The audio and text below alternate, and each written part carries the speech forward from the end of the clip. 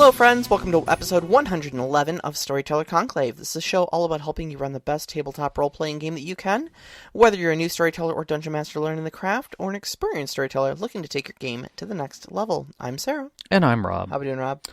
I guess I'm okay. It's been a weird couple of days. Yeah, I think we were discussing it. We're both just a smidge under the weather right now. Yeah. Because it went from being like heat wave 90 degrees here in Michigan to being like actually reasonable, but like 50 degrees at night. Yeah, and then you've got the rain that's came in, and all the trees are trying to pollinate each other, and everything just. But like I don't have AC like you do, so Yeah. my house is not a closed environment. Yeah. And so we were so happy that the 90-degree heat wave went away that we opened up all the windows and kept the fans on and stuff like that, and it got down to like 50 degrees at night. And after a 90-degree heat wave, you fail to realize that 50 degrees is not an optimal temperature for humans to exist at. No. And so I've been a little sniffly and a little sneezy today. Yep. So, we have an interesting topic. I say that a lot, but like we again started in on this topic with a pretty good idea of where we want to go with it, and then I fell down a rabbit hole. I drug you with me. We found some extra stuff and kind of came out, I would still say, where we started, but with a bit more information. Yeah, definitely. It was yet again one of those discussions that when we were digging up the source material for this conversation, we thought it was going to be a lighthearted discussion, and then Rob stumbled across like a collegiate level dissertation, a few actually, yeah, on the topic, and was like, oh no, yeah. I found the rabbit hole. There's a reason why one of my friends who I really want to get on the show has a doctorate in role playing.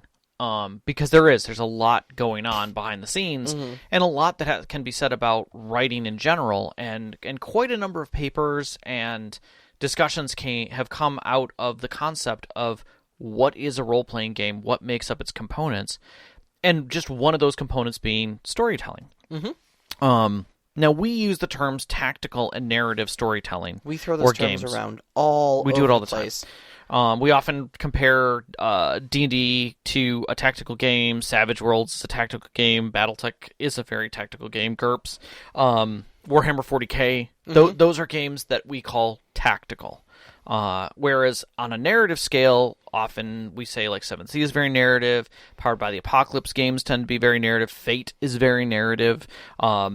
Even, I would say, Mouse Guard is very narrative. Yeah, Mouse Guard is extraordinarily narrative, yeah. Yeah, so, but what really defines those, and why do we put those in those groups? Right, and why do we keep throwing these buzzwords around? What do they mean, and how do they interact with not only the games that we play, but how do they describe the players at the table? So we're going to kind of talk about the system, the overarching system of what narrative and tactical mean to us, and where some definitions have come from and are more common. But we're also going to kind of talk to it in the form of players accepting those things. Yep. Because it makes it different. And then there's another thing that comes into it that we're going to define, because it gets very easy to start talking about, well, tactical games, if you're going in that direction, are very winnable. Well, it doesn't mean narrative games aren't the same. Right. I assure you there are heavily narrative games that people believe they can win. Yes. And definitely do. If you ever played any White Wolf game, Vampire the Masquerade, in the late 90s, I assure you there are people who think they can win a narrative game. Yeah, if your ego's large enough, you will attempt to win White Wolf. I'll have a funny story about our LARP a little bit later when we start talking about that. But, yeah. So, and are they opposites? Are they are they polar opposites of each other, or can you have something that blends the worlds? Well, right. So I think what we should do is we should start off by defining like just kind of what we mean by each one of these things. We throw out some examples, and those are all very great examples of it. But right. Also we kind of need. I think we should define kind of where the two polar opposites, I suppose, of these two terms are, so you can understand where they are at their extremes. Okay. And understand where most games sit in the middle of them. Which one would you like, and would you like to swap from what we were originally going to do? I don't know what we were originally going to do. Because often I'm the narrative and you're the tactical. Oh, that's true. That's true. No. I think we should speak to our wheelhouses. Go for it then. All right. I will let you take the floor. So, tactical gaming. A tactical style game is mostly defined by its structure, its rules, its level of attempt to simulate reality, or at least reality within its own world building. We'll get to simulationists later. But Well, it's a term. right. It's a term. I'm just saying is that it's a symptom of tactical. Like, It is very much so. I so agree. you'll have like ranges on weapons, and those Yes. ranges will be defined by what is realistic for the historical weapon this thing is based upon. Yeah, or realistic within the physics of the setting. Right, we made up an energy weapon like a particle projection cannon. What would that look like? What's the internal consistencies for this fantasy weapon, But it runs on terms where it tries to simulate even its own fantastical made-up reality, but it tries to simulate something that is reality. Typically, you'll have very structured turns. So, for instance, we dropped D&D 5th Edition as a definition here. D&D turns are 6 seconds, period. A square is 5 feet, period. You may move a standard 30 feet per turn unless something modifies that. Yep. That is 6 squares, etc., etc., etc. Yep. Okay, all of these things are very well defined. During your turn, you have an action, a bonus action, and possibly a reaction. Again, very codified types of actions. Yes. Even your status effects are very codified. And these are kind of the hallmarks, the earmarks of a tactical game. If you push D&D 5th Edition a little bit further, and you strip away a little bit of the role-playing, D&D becomes a tactical board game. Warhammer is a good example Very of the next quickly. step. Yeah. In fact, when I was learning 5th edition rules and stuff like that, it kept actually reminding me a lot of the game Final Fantasy Tactics. It's an old PlayStation game that I grew up on. One of my favorite games ever. Highly suggest it. But it's also grid based. You get basically an action and a move every turn. Yep. Each one of the classes have different rule sets that they follow. Yeah. Not unlike chess. I mean, chess is the most tactical game. You could technically have a narrative following chess, a game of chess, but, I mean, does it make it any less tactical? And the answer is no. You're still following a grid set of rules. It really doesn't. So at its logical extreme, a tactical game becomes a board game. Yeah. Okay. Risk is just a tactical game. Yep. If you start telling a little bit of story, you can actually push it into Role play. Yeah. Yeah. So what's a narrative look like? So a narrative on the far end of the other scale is definitely has certain guidelines to keep it on track, but it's more procedural guidelines. They're less your typical rule set that a board game would have. There might be an order to actions, but those actions are less codified by stringent rules. There are more approaches to something. You would still have some variance to be able to accept what someone is doing or what someone else is doing. A good example of this, 7th Sea has a lot of what seem to be very stringent rules, but in truth, they're very flexible about what you say you're actually doing. It's more open, whereas D&D is very specific about if I want to open a door, this is how I open a door. If I want to react to something, this is how I react. Whereas in 7th you've got a little bit of wriggle room there. Plus you throw in elements of dramatic that can drama that sits on top of it that gives it additional flavor. Yeah. If I want to attempt a seduction action right in the middle of combat, sure, why not? If it fits into the flow of activity, let it happen. There's nothing that says that a woman draping her leg out of the door as the guards come around the corner chasing at somebody that they won't be distracted by it. Whereas in D&D, there's a role for that.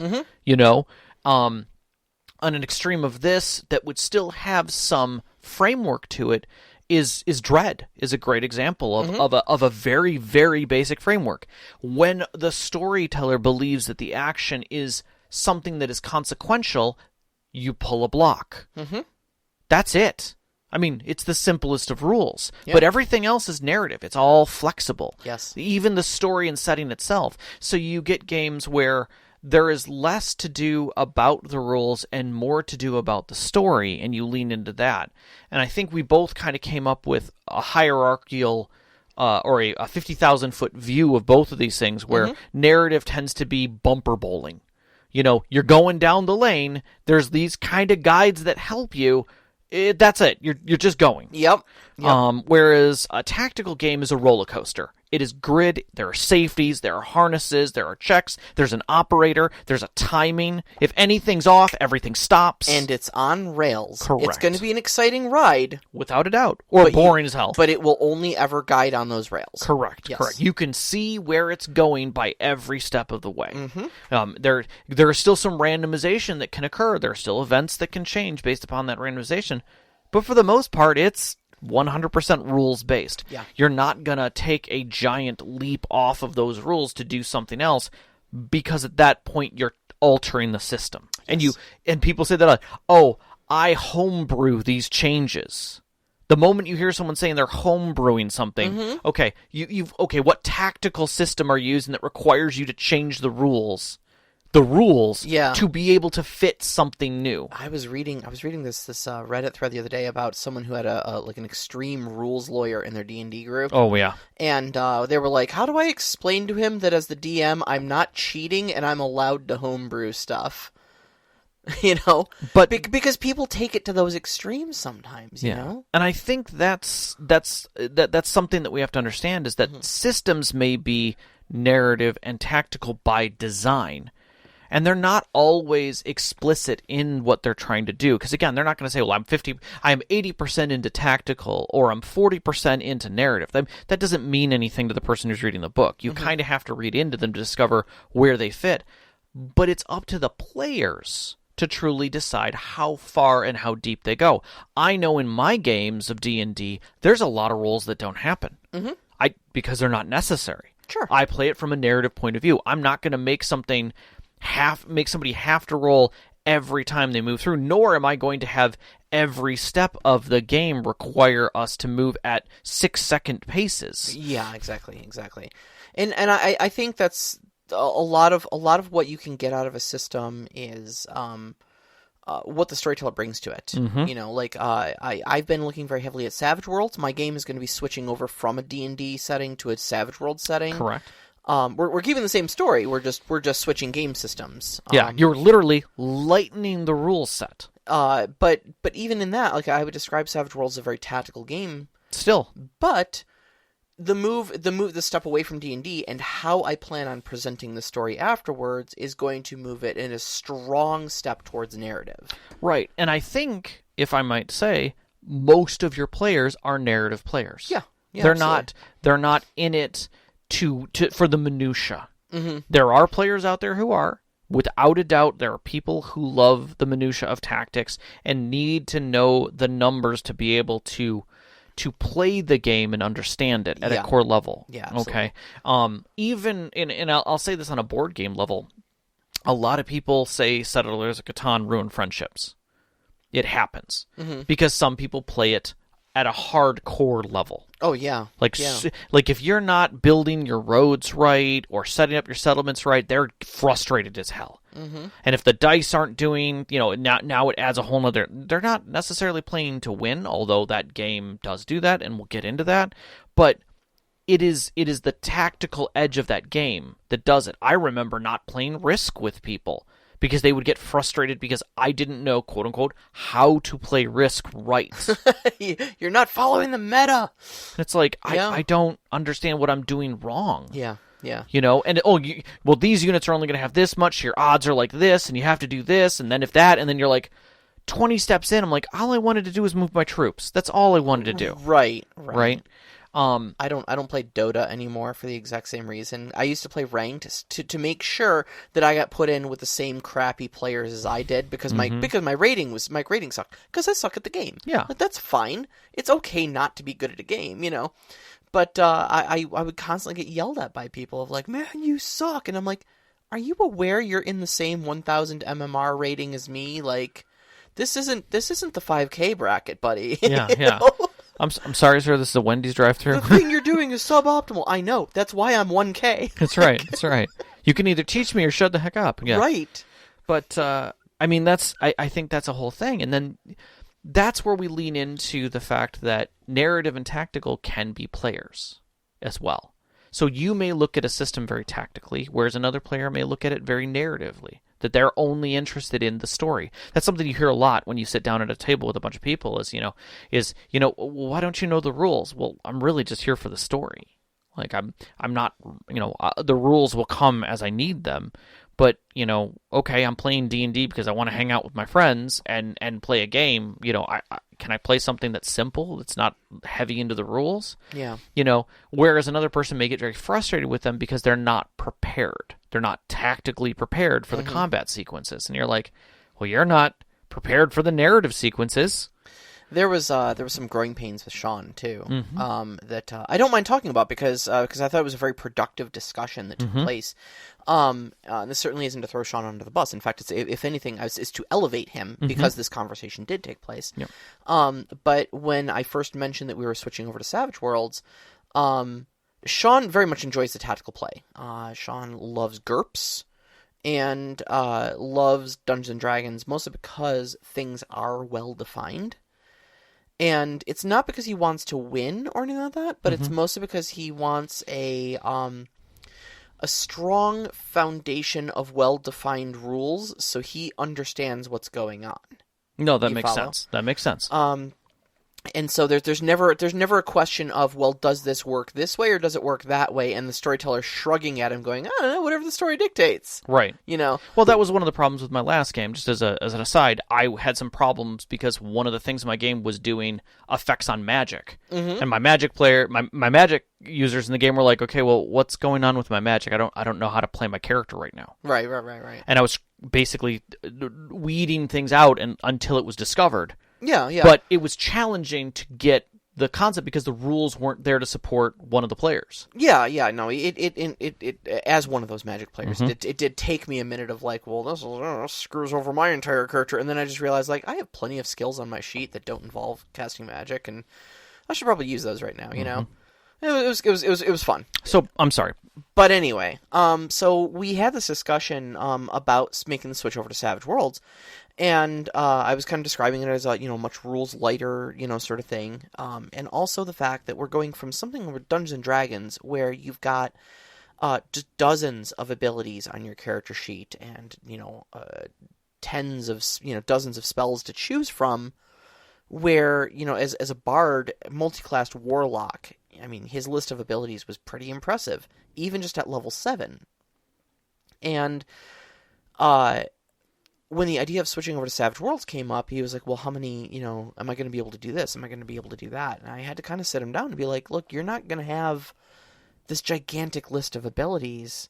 You're not going to be able to do a lot of the same things. But at the same time, you're not going to need to. Right. You understand that the environment of Dungeons and Dragons, because of the way that game is played, and because of the rules and the conceit of the setting, it requires you to have a giant toolbox of adventuring stuff. Yeah. I'm trying to back this more to like a story than a dungeon crawling story, and you're not going to need to be able to cast 47 spells a day of, doing all this sorts of damage and being able to crowd control large groups, because you're not going to be using that stuff further moving in the story. And at first, there was a bit of like I would say a rocky, sort of like he was skeptical, and there were definitely some side comments that were kind of made out of frustration of like, God, I feel like I'm getting nerfed. Right. And it was a little bit of culture shock moving over. Oh, without a doubt.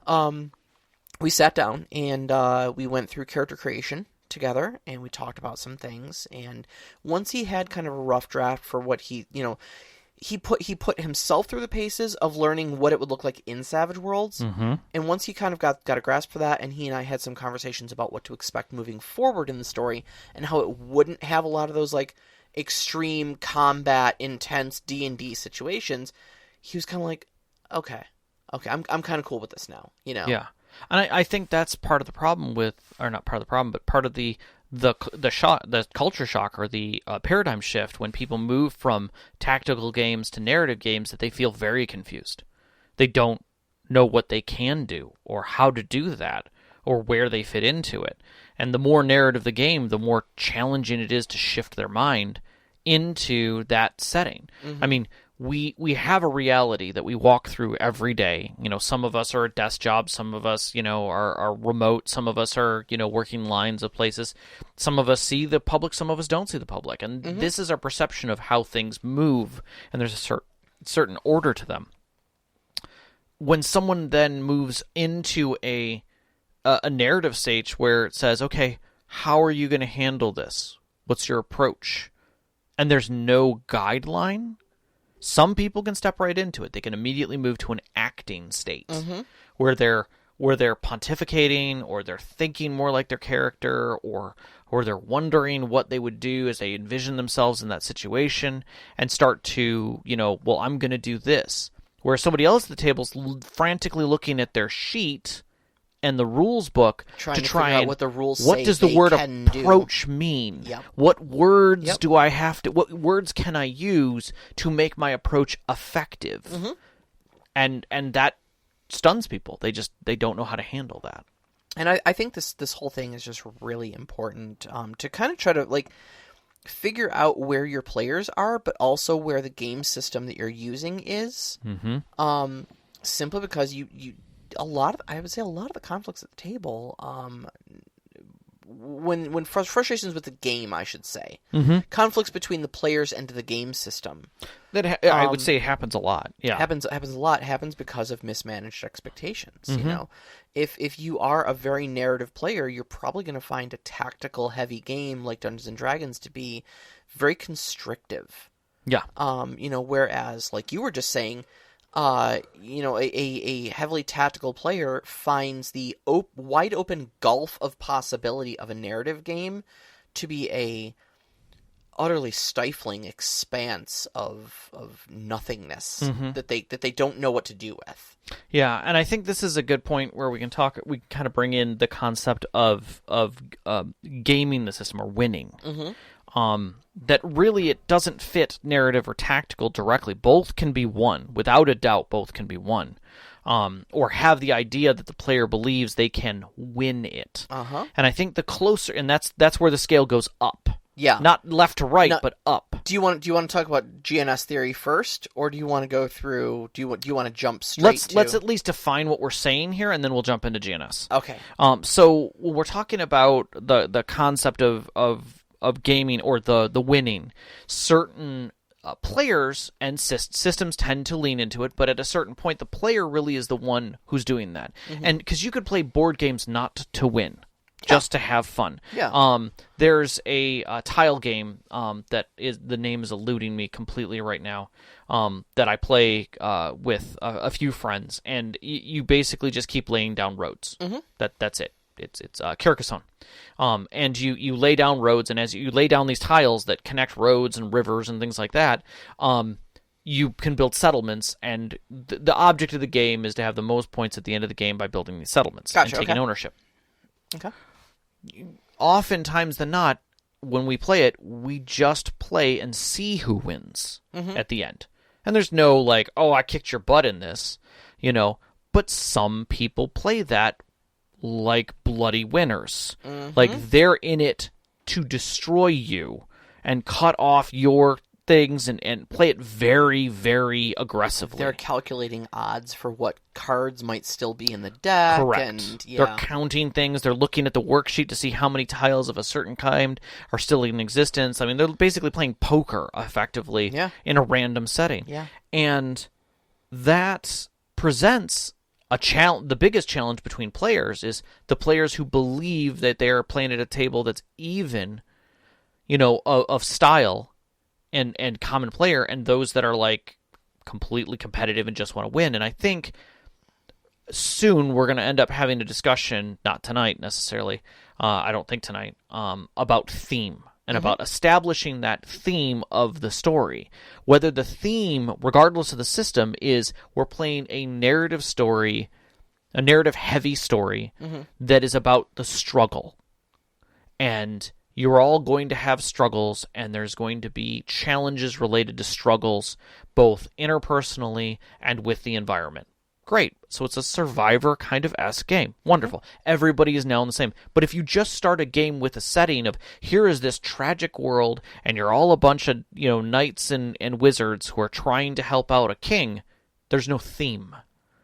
The theme might be, as far as the storyteller who's trying to run it, dark and brooding, but that doesn't tell the players whether or not they should be leaning into a game that is about winning. Right. Are we playing this cutthroat, or are we playing this to see where it goes? Right. And am I allowed to give a little bit and have some feedback that is outside of the system, and have it be a little bit more narrative?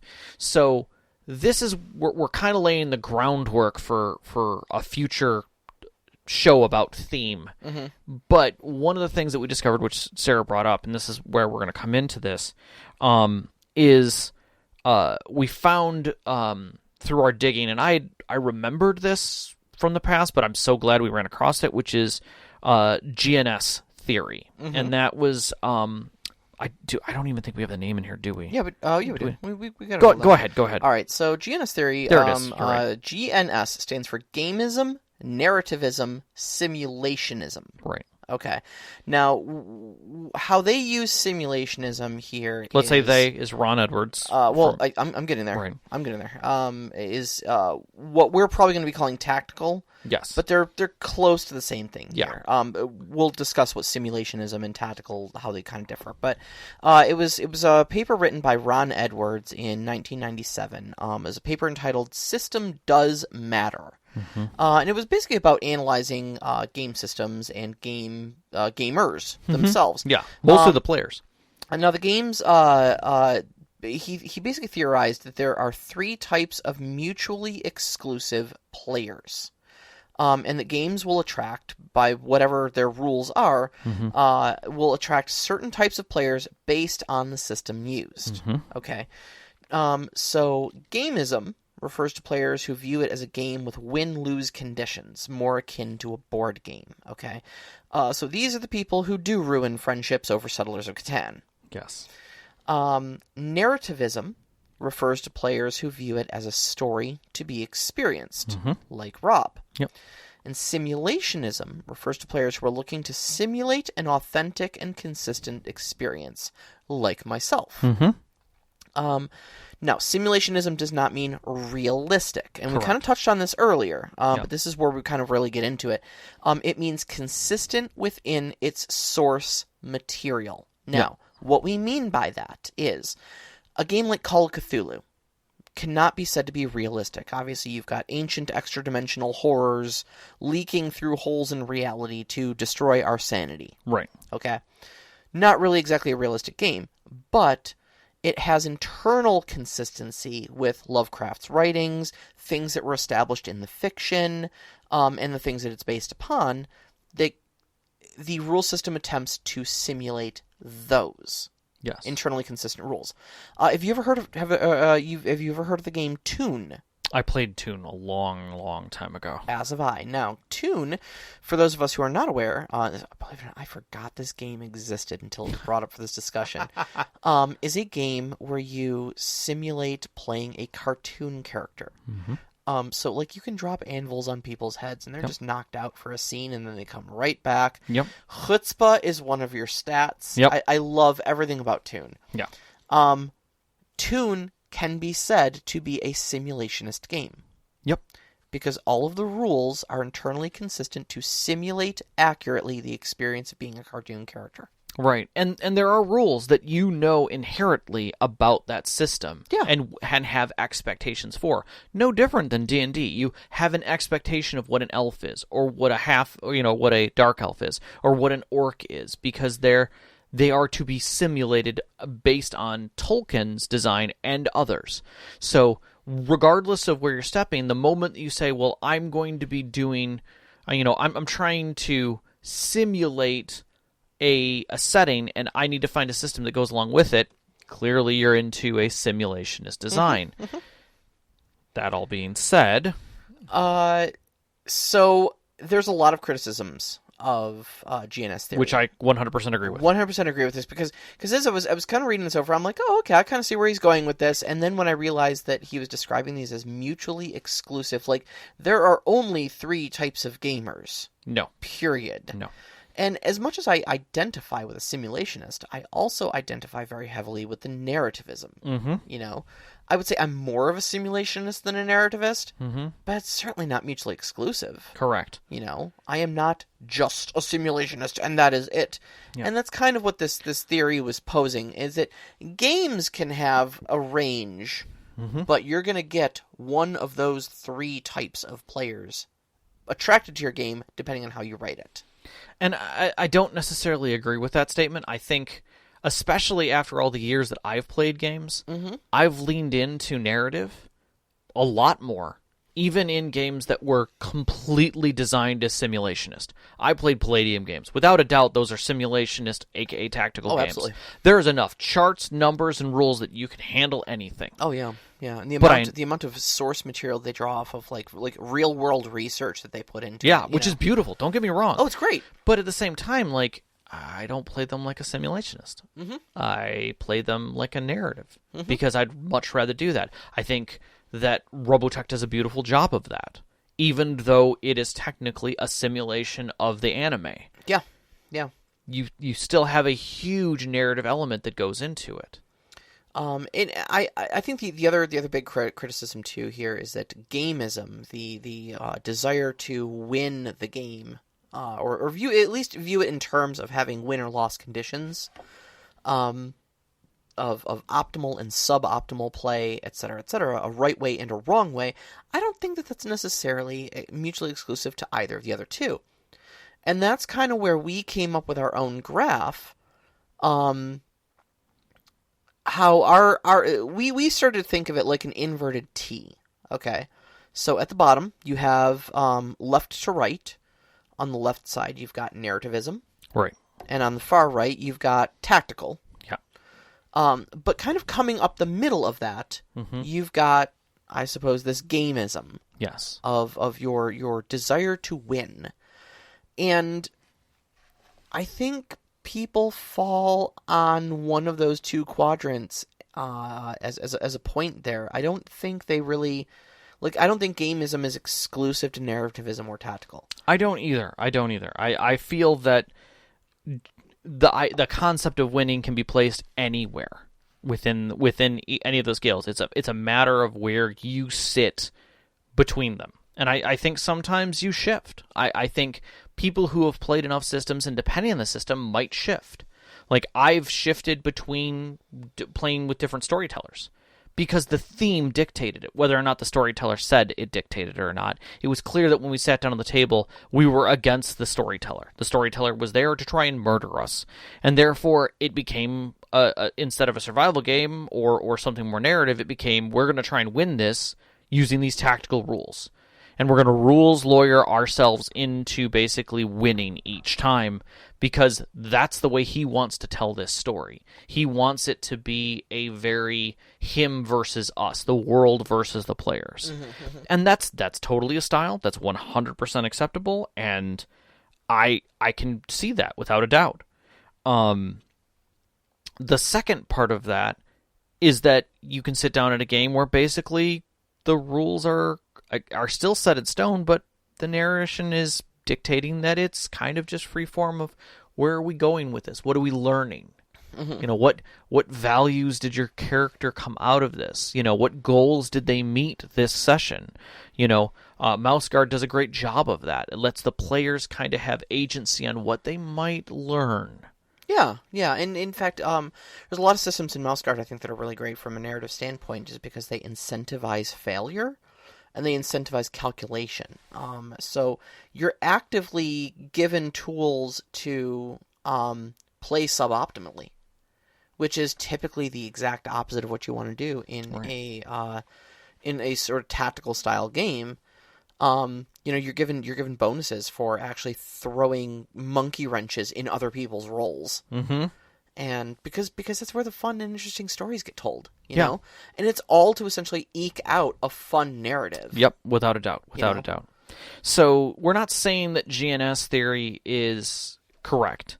We're saying that there are aspects of it that we pull because we kind of recognize them. Yeah, I think our big takeaway from GNS theory is that wow, it sucks, but we're glad somebody said it so that we could have the discussion around it of the interesting points that it brought up, you know. Yeah.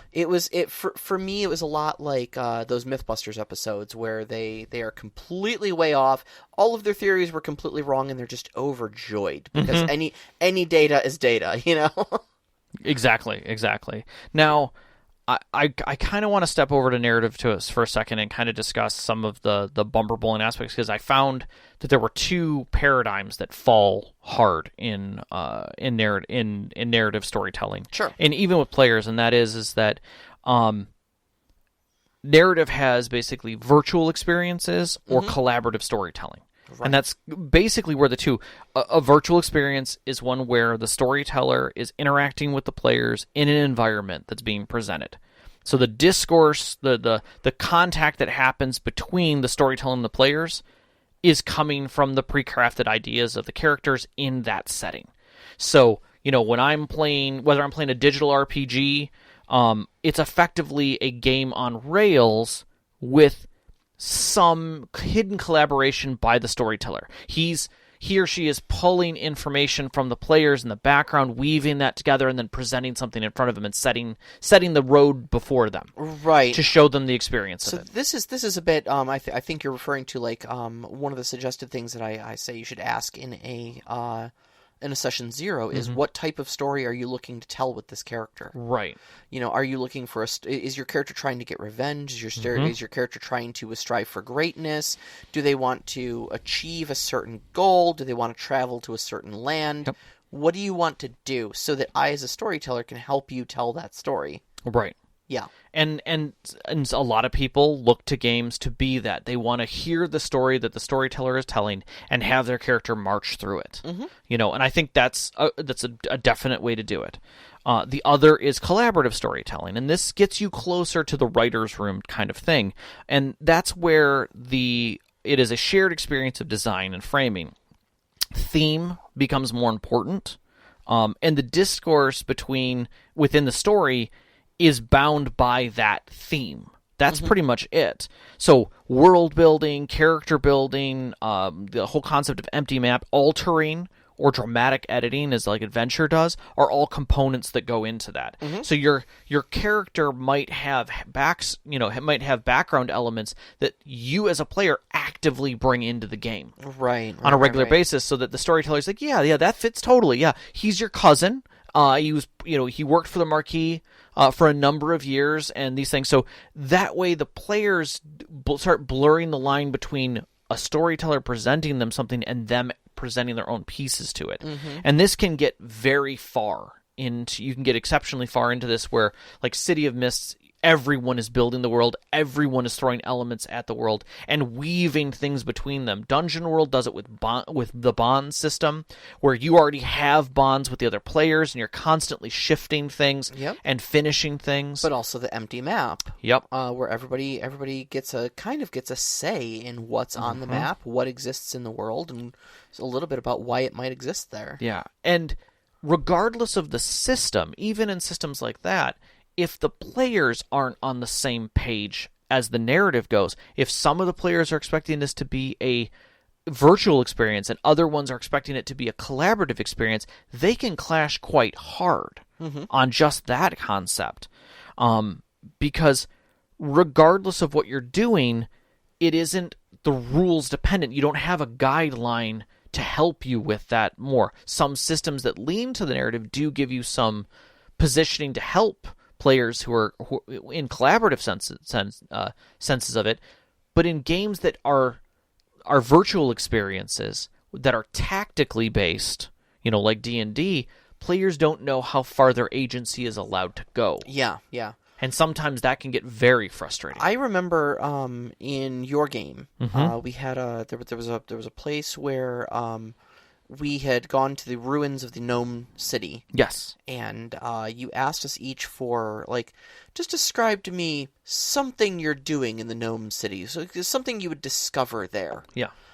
And I remember, like, we were playing virtually at that time, so we Yep. weren't sitting at the same table, and I was kind of, like, panicking. Mm-hmm. I was straight up panicking, like, sweating, thinking, like, I've got an idea, but I don't want to, like, I don't want to overstep my bounds here. Right. You know, I don't know if this is a thing. He's going to be like, that's not a thing. That's not real. That can't happen in my story for X, Y, or Z reason, you know. Mm-hmm. But at the same time, he is asking.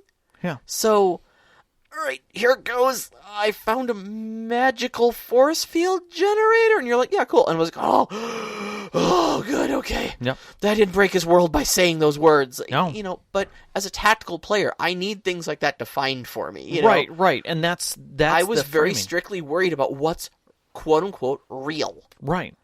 And by breaking those things and not being able to give you the theme of where I was going to be looking for stuff like that, and that the world was flexible at this point and kind of able to be built, it kind of destroyed a little bit of the flow of the game. Mm-hmm. So I kind of pulled those sheets back and went to a different direction and continued on with a more tactical game, which tends to work better for the group that I'm writing for. Yeah. So I give you guys agency with your characters and your own elements within that and where you want to go, but it is very much a narrative experience of a virtual experience. Mm-hmm. My world. Yeah. But again, it can be very challenging for people who are wanting to be in a simulation, Mm-hmm. who want those walls to help them. Yeah, absolutely. So on the other side, then you've got your tactical play, and so the things I will say about that is, first off, tactical and simulation are not the same thing. No, I agree with that. So I know we've kind of because of the discussion of GNS theory, we've kind of conflated the two terms, but I really want to like real quick touch on that. So like we described tune. I've got a sneeze tickling my nose. I'm so sorry, guys. No. I may duck out mid sentence here. Tune can be said to be definitely a very simulationist thing, in that it is trying to simulate the experience of a cartoon, but it is a far cry from a tactical game. It is chaos incarnate, like a cartoon should be. Right. How you use your skills, how much damage a frying pan does, these things are all very negotiable. Yeah. You know, depending on how high you drop that anvil from, right, etc. And so I don't want people to conflate those two things. Mm-hmm. I'm more interested in having a discussion about tactical stuff than I am about simulation. They do share a lot of things in common, but they're not the same. Yeah. And I think simulationism falls under narrative as well. You can have a very realistic narrative. Oh yeah, absolutely. I mean, if people want to play actual 16th century French court, you can get very specific. Oh yeah, absolutely. So. Now, one of the other things too that tactical gaming has, to its advantage at least, is that it offers you a firm framework, and this is kind of what I mentioned earlier with like my discussions with Sean about their expectations and outcomes. In that you kind of always know what's going to happen. Mm-hmm. I would almost liken it to like narrative play is cooking, whereas tactical play is baking. Okay. You see that? I've done both, and one of those I don't do well, so I understand. Cooking, you can like throw in a dash of salt, taste the sauce. Needs a little more pepper, maybe a little more oregano, and just Salt Bae that stuff in, right. and you'll come out with something. It's kind of art, you know? Mm-hmm. You're just dashing things together, and as long as those flavors mix well together, hey, congratulations, you did it right. Yeah. Baking, I crap you not, you put in 1/4 teaspoon too much baking powder, you have ruined everything. Especially on a humid day in the mountains. Yes, if you bake something at 425 instead of 450, so help you. Yeah. You know? Yep. But at the same time, though, baking also offers you the exact opposite of that. You know that every single time you throw 1 cup of flour, 1/4 stick of butter, etc., all together, and you throw it in there for, 15 minutes at 450, you will always come out with that result. Correct. And that's tactical. Mm-hmm. You know that every time you fire your weapon, you will do this. You know that you have a +3 to this, so that gives you a 50% chance every time you want to attempt it to succeed. Mm-hmm. And when it succeeds, it will have this quantifiable effect. Yep, it gives you some stability, something to count on. Exactly, and it's very comforting, actually. Mm-hmm. It's weird to talk about the emotional attachment to tactical play, but it's definitely there. It provides the comfort of balance and control. Yeah. There is comfort in control. There's comfort in the safety of knowing what is to come. And I would say even from a storyteller standpoint too. Like one of the big scary parts of moving from Dungeons and Dragons to Savage Worlds for me is the fact that Dungeons and Dragons has a challenge rating system.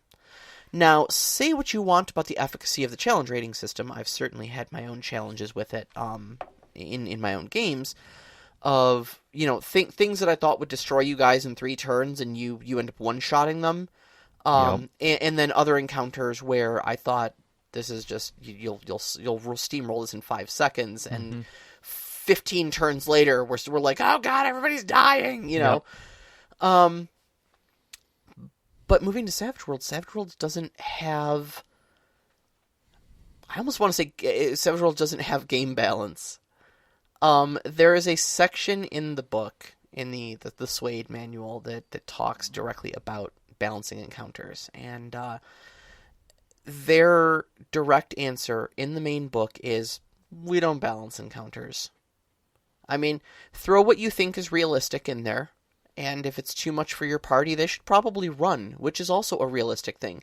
And hey, that's great, because the action doesn't stop. Maybe the fight scene turns into a chase scene then. Right. And it's just as exciting, but it's changed from one thing into another, and the action continues. Yep. And that's kind of how they encourage you to do it. But they outright state, like, we don't balance our encounters. They're not going to find challenge ratings or anything like that for any of these monsters. Yeah, and I think there's an unrealistic hope that your challenge ratings in D&D are rules, like you were saying. Like, yeah, I almost wish D&D would just be honest and just throw the challenge rating system out, Because the challenge rating is based upon randomization, which is based upon what? Well, it's based upon a certain calculation of the amount of damage a monster can deal out in a turn versus how much damage it should be able to take, but modified by its immunity. But again, and resistances. You're balancing against what? At a craps table, everyone is throwing the same dice. A 4-person party of a particular level. Correct. Right, but yeah. Of what? How many classes? Exactly. How many rules? How did you roll up the characters? Mm-hmm. What failings do they have? All of Yeah. these things come into play. There's so many damn variables that go into things. Yeah. And what conditions are they in coming into the fight? Right. That's not calculated. Right. So, you look at something just like a fight with a ghost. yeah. It's incorporeal. The question is not how many hit points does it have or how much damage can it deal. It's what are their wisdom saving throws like, Yeah. and how much magic do they have? Yeah. Because your regular old swords are not hitting that thing. Nope. Nope.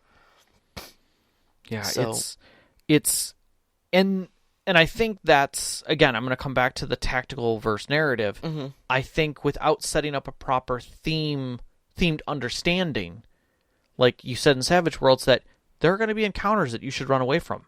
Yeah. You're going to come in there and you're going to be like, hey, I got this, and you fire off your cannon and literally it singes the hair on its belly and it kind of looks down as if it just had sunburn. Like it's confused. Like, what was your expected outcome? What did you think was going to happen Right, there, at buddy? which point it roars and spits out acid that starts melting the trees around you. It's time to go. Yep, it is time to go. And that's where you have to set that theme of to your players of there will be things in this world that you cannot handle, that you will come across. I don't know what they will be. You will have to decide that. And I'm definitely going to have to give that speech to my group on session 0.2. Yep. Because there's going to be a shift in the game, and if you guys try to continue to play it like it's D&D, Yep. you're gonna have a bad time. Yep. Exactly. A real bad time. Exactly. So. On top of that though, on top of the comfort of just knowing that the game is balanced, but there's also a fairness because even the storyteller Yeah. is kind of playing by the same rules in a tactical sense. Correct. And so it's not. I would say it's one step back from metagaming, and that you can kind of assume that if your storyteller is handing you balanced encounters, you can kind of understand that the game is fair to an extent. Yes. But again, that all comes back to what is your understanding of what the game is going to be like? It's true, and it also depends on what sort of balances the game system has internally. But correct. The more tactical you get, the more balanced things tend to be, because the game writers are typically doing that with a sense for the math behind things, rather than just, wouldn't it be cool if there was a faction that did this? Yeah. Yeah. I mean, I always look at it like when I used to play Magic the Gathering, and I would play with friends, and we would build decks, and we'd have fun little things against each other, and we would just play with some basic stuff, and we definitely outline like what we were throwing together, and then I would go to play at a store or with somebody else's friend, and they would literally have some kind of obliterator deck that had extra cards from these brand new packs that just came out, and they're in it to destroy. And the rules that they're playing by in their head are very different than the rules and designs that I'm playing by. Oh, yeah. I'm no longer enjoying myself. I'm barely surviving. And that was just, it ruined the fun. And I can understand where these differences can ruin the fun of people who play various systems. Yeah, our friends play Overwatch to a reasonable extent, and it's one of the reasons I can't join them.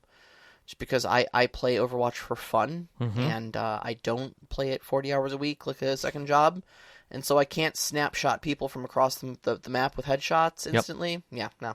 Yeah.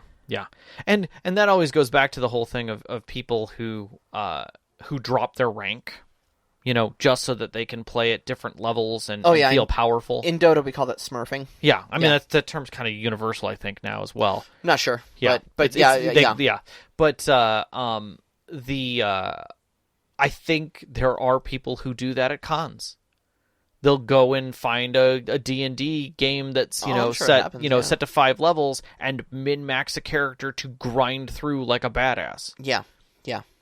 Absolutely. To feel powerful and to win. I mean, I get it. You want to win because losing doesn't feel good. Right. So I understand you kind of want that safety net of like, I know at least, if the chips are down, I'm a badass and I can heroically blast my way out of it. But I think it's important not to lose sight of the narrative behind it, though, and just make sure that everybody else at the table is having fun. I mean, Sean in and of himself has a lot of those like tendencies to want to like optimize his character with the best stats and the coolest abilities that are the most useful, the most meta. Yeah.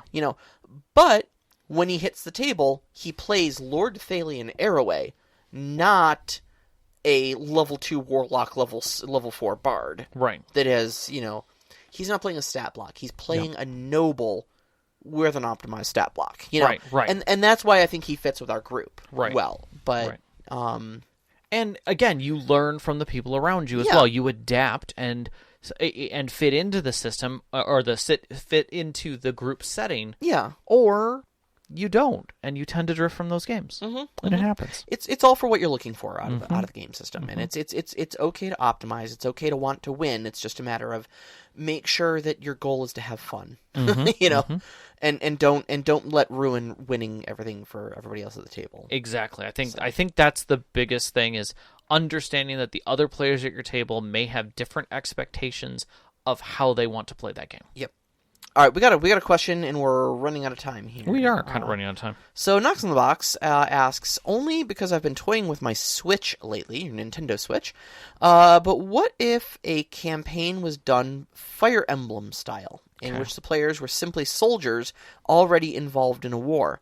Do you think there's a way to take this very tactical-based and perhaps planned concept, but use the collaborative narratives in a way to express the tactical battle planning elements so that it feels more dynamic and cinematic? I don't see why not. I think this is kind of exactly what you do with your game, in that you're running a very tactical system, D&D 5th edition, but you run it in a very narrative-heavy way.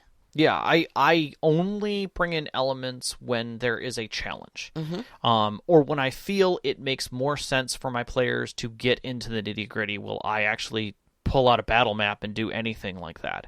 If there's a visual reason for it or a physical reason for it to help with the narrative, then I'll do it. But otherwise, I don't see a problem with literally giving them skill checks or simple rules of like, hey, I'm just going to take care of this using this spell and this ability. Great, just mark it off, until our next long rest, and so let's see what happens. Let's make a roll and let a little randomness come into this. But yeah, there's no hard rule that says you have to lean into a tactical game just because the setting of the world is tactical, or that the outcomes tend to be. Amber is a good example of a very tactical design and physical where all of it is narrative. I mean, Amber can be played with just words and almost no dice whatsoever. Yeah. There are people who will tell you you're playing the game wrong, but you can do it. There's always people who will tell you you're playing but the I game think wrong. that I think you could very easily dictate elements of any part of a tactical game in a narrative sense that's collaborative, and then come together with what the final outcome is based upon maybe a few random rolls or decisions and consequences. And I think that's another big part of it is, can you come up with, okay, and I like the design of, you get a choice. Either you get to pick who's involved in the scene or the outcome. Oh, okay. And I like that design as a narrative thing where it's like, okay, so this army and his army are involved in this encounter. Okay? What happens then, Sarah, a different player? What's the outcome? Oh, well, it's these groups, so I would have to say that based upon the stats and stuff, that this could happen, although he does know about this. So I'm going to say that he gets pushed back into this guy's line. That wasn't what the person who set up the scene expected, and now those two players have to play that out. Yeah. That's a very narrative way in a tactical game to handle a situation. One of the other things you had mentioned in the past, too, when we were talking about encounter building and such like that. Yes. And you were talking about using the battlefield as an environment. Correct. Rather than an environmental complication, rather than a pitched place with targets to damage and consequences in those kind of situations where, okay, you come across a group of dragoons who are sweeping a flank. What do? Do you sneak by them and let them do what they're about to do? Do you try and fight them off? And then if you fail the fight off, what's the consequence? Oh, I kind of see it as a chance to dialogue with the villain. That too. You meet from across the the battle lines. You see each other. You charge each other. Maybe you exchange a couple sword blows. And why are you like this? You were the chosen one. Exactly. You were supposed to bring balance to the force. And you leave them. Or you leave them wounded. Or their people pull them away while they're snarling at you, and you'll see them again. The volley of arrows comes in, and you have to take cover. And when you look up, they're gone. Exactly. Yeah. Exactly. You know what? We forgot to put next week's topic on the show sheet here. Well, you'll definitely see in our postings for next week here. I'm so sorry, guys. Yeah, I'm actually going to see if I can pull this real fast here. Right. Our next show is the do's and don'ts of inter-party conflict. Oh, how to do inter-party conflict right without people taking each other's name in vain. You can find us on Twitter at @ST_Conclave, on Instagram at @ST_Conclave. Listen to us live every Wednesday night at 7 p.m. Eastern Time at mixlr.com/storyteller-conclave, and join us on Discord. You can find the link on our Twitter as well as our website, storytellerconclave.com. We'd like to thank our Patreon members, especially our name members, Knox in the Box, Sam, The Arcane Asylum, Sparkle Motion, Vedran, and Hulavu. We appreciate everything you guys do every month to make us, or have us be able to do this week by week. Our pre-show music is by Arcane Anthems. You can find that at patreon.com/arcaneanthems. Our intro music is Beyond the Warriors by Geefrog. You can find that at geefrog.bandcamp.com or on Google Music. And our outro music, Only Our Footprints in the Sand, by Midair Machine, you can hear on freemusicarchive.org. That's a big As always, a big shout out to our families, Vicky and Sean. Thank you so much for supporting us. All of our friends who've sat with us at our tables over the years and shared all these great experiences, so we can share them with you, and you, every single one of our listeners. We love you so much. Love you. Stay safe. Good night. Good night.